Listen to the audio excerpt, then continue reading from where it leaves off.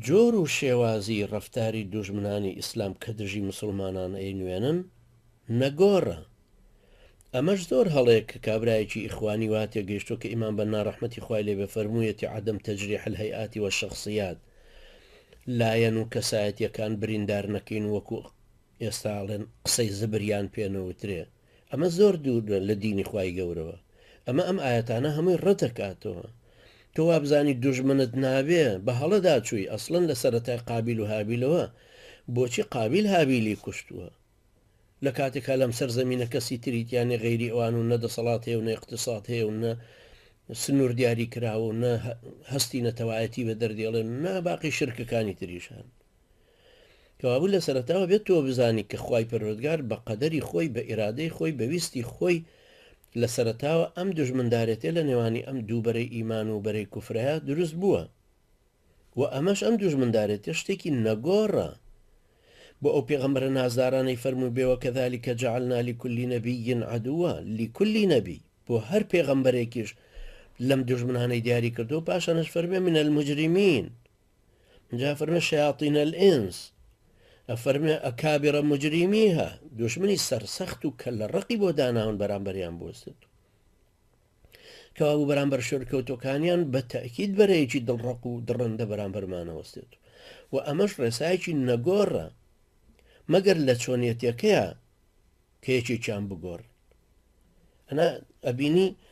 لە کات و سەردەمی جیاواز و شوێن و ناوچەی جیاواز و بەرامبەر بە هەر پێغەمبەرە شێوازەکانیان وەکو یەکە بۆیە خوای گەورە ئەوە بە پێغەمبەری نازاریش عەلەیهی سەڵات وەسەلام ڕائەگەیەنێ ما يقال لك إلا ما قد قيل للرسل من قبلك هەرچیەکەت پێوترێ هەرەوەیە کە بە پێغەمبەرانی پێش جەنابی شت وتراوە كذلك قال الذين من قبلهم مثل قولهم تشابهت قلوبهم قد بينا الآيات لقوم يوقنون ئەوانەی پێش ئەمانیش هەروایانەوتەوە قسەکانیان هەریەکە خوای گەورە فەرمێ یانە فەرمێ كذلك ما أتى الذين من قبلهم من رسول إلا قالوا ساحر أو مجنون أتواصوا به بل هم قوم طاغون هەروابووە ئەوانەی پێشتریش کە پێغەمبەرێکیان بۆ ئەهات پێیانەوتن ئەمانە جادوگەرن یا ئەم کەسە ئەم پێغەمبەرە جادوگەرە یان شێتە حاشای ئەوان چما ئەوانە خوای گەورە فەرمێت چما ئەوانە ئەو قسانیان بە یەکتر ڕاستپاردووە کە جیل بە جیلنەوە بنەوە بە یەکتریان وتۆتەوە یا هەر خۆیان سنوور بەزێن و لادەرن هەندێک لەو شێوانە بهێنمەوە کە دوژمنانی مسلمانان گرتویانەتە بەر و لە سەردەمانی کۆنەوە چۆن بوون ئێستاش هەروان و ئێستاش لە شێواز و لە ئوسلوب و جارە لە کەیفیەتی ئیشەکەیانە وەکو یەکن نەوە بنەوە ئاوا دژایەتی مسلمانەکانیان کردووە بەڵام لەو ئامێرانەی بەردەستیانە کە هەیە فەرقی هەیە کاتی خۆی جۆرە گەماڕۆی مسلمانیانانداوە لە ڕووی ئابووری و ئێستا بە جۆرێکی ترەیدەن کاتی خۆی بە تاوێرە بەردێک عەزابی بیلالی حەبەشیان داوە ڕزای خوای لێبێ ئێستا بە جۆرەها ئامێری پێشکەوتووی تەکنۆلۆژیایی